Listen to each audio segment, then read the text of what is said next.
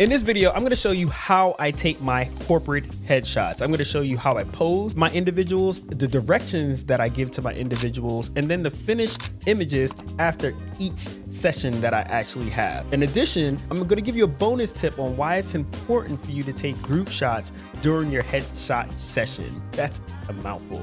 Let's get into it. So today we are at SEF. We're gonna take headshots of about 25 to about 35 participants. Let's see the setup and let's go for it. Okay, so I am still on the Alien B 800. I have a really large diffuser to what I use. My camera setup, I'm very meticulous on how I do this. I have my Canon Mark III. I use a 7200 with that, and that will be on one location. And then my second location, in this case here, I'm using a Canon EOS R with a 28 to 70 millimeter 2.8 lens. And again, both are 2.8, so I'm using that shallow depth of field to get those headshots. My participant will be nice and sharp, but the background will be nice and blurry. I am formatting all my cards. I'm putting them in. I'm making sure that each location that I dial it in before I take the shots, just to make sure that when they pull up, I'm ready to go. I'm not playing around with lights. Everything is already dialed in. I'm just setting things up differently depending on the skin tone at this point. And what I do here is I lock all my settings in on my custom functions. If I'm using my Mark III or Mark IV on one location, I'm gonna have that locked into like C1, and on my other camera, on my other location, I'll have that locked into C1 as well. As you can see here, I'm putting my trigger on top of the EOS R so I can have that all set to go for this different location or different scene that I have. When I'm looking for locations, when I enter into a building, when they ask me to come in and do headshots, I'm looking for long hallways because I want the depth of field to go very far back. I may move off center just a little bit to get the side of the wall if there's any type of graphics on the wall, incorporating little elements of the building into the headshot as well, being that it's used for that company's website, personal pages, whatever the case may be. Nice, 1, 2, and 3. Hold that for a sec.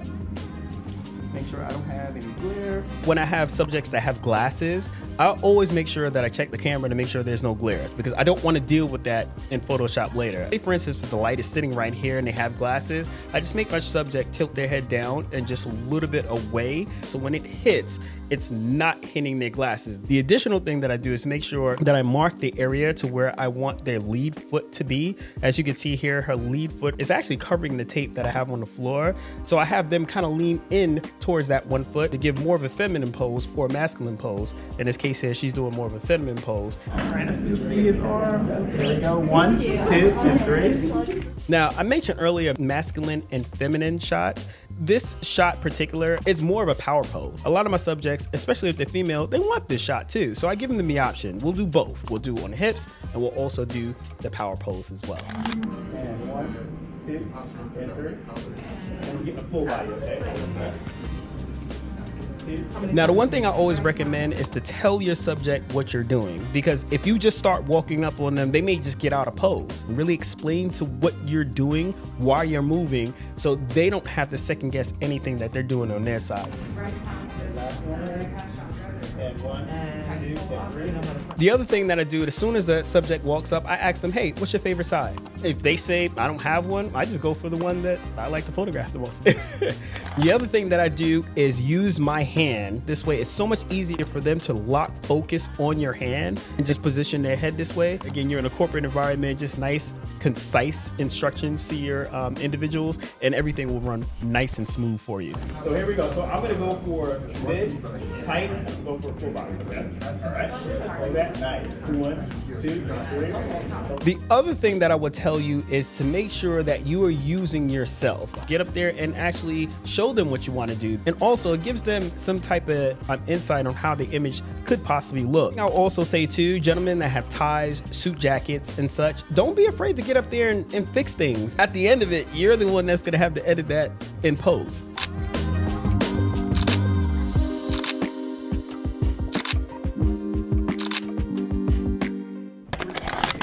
This is going to be just where you're going to rest your arm. Look at you, cross your legs. Now again, as you can see here, I'm sitting down actually explaining to each subject what they're doing when they sit down to make it a little bit easier for them so they're more comfortable. Again, the most comfortable subjects take the best images. And for this particular shot here, I'm using my FJ400 to give my fill light. Now, as you can see, it's really bright. You can see it from the GoPro footage that is really bright. We're shooting into a bright background. So what I'm doing is exposing for that bright background so I can actually get the city and using my fill light to hit my person. The best thing that I love about the mirrorless cameras, and this is why I use my mirrorless on this section here, is that I can see the image the minute I take it inside the viewfinder. And I'm just using my fingers to go ahead and dial everything down to make sure I nail a shot before I take the camera off my eye. So again, my subject is not thinking, am I doing anything wrong? He's not really mentioning anything. I'm just giving positive feedback as I'm taking those images. So we're just gonna lean over this way, just a little bit. All right,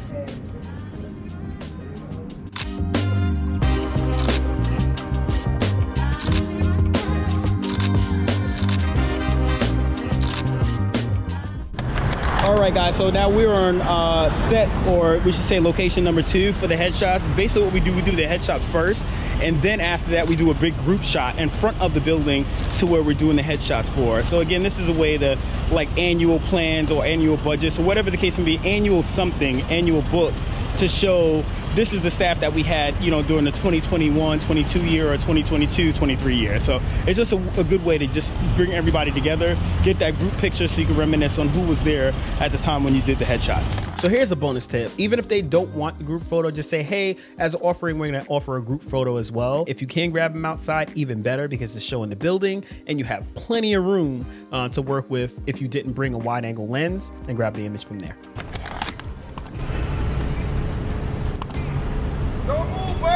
Yeah, don't move yet. Oh, that's a good one right there. Yeah. Man, I missed that. All right, now this is funny. Down in Atlanta, hey, you know how it is. You know, the hospitality is there. We actually had a passerby, and this gentleman was so incredible. He actually jumped into the traffic. It was holding traffic for us. He was just one of those. Even when you're out there, just make sure you're keeping an open eye for anyone that's possibly helping you out too. Just make sure you keep that jovial attitude when you're out there. The other thing that I would actually mention here, when I'm having everybody go outside, I go outside first. I hop to the other side of the street, or I get out there, get my settings in, I take some test shots, locking in to C2. I can take that image as soon as I get him in, because you have a split second with that opening to make sure you grab that image. So.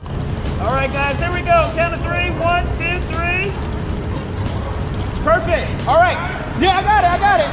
Well, don't move, guys. Wait, guys. Thank you. Wait, guys. I just want everybody to move up to the curb, okay? So come up a little bit more.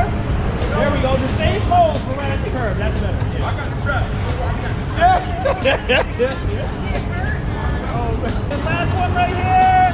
And 1, 2, and 3. Nice. 1, 2, 3. Got it.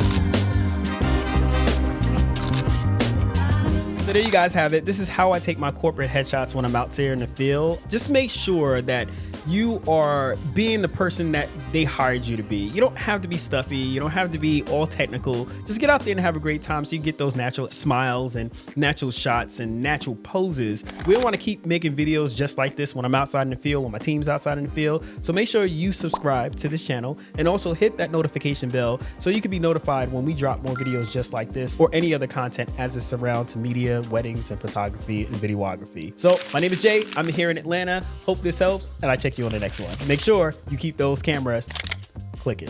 See you next time.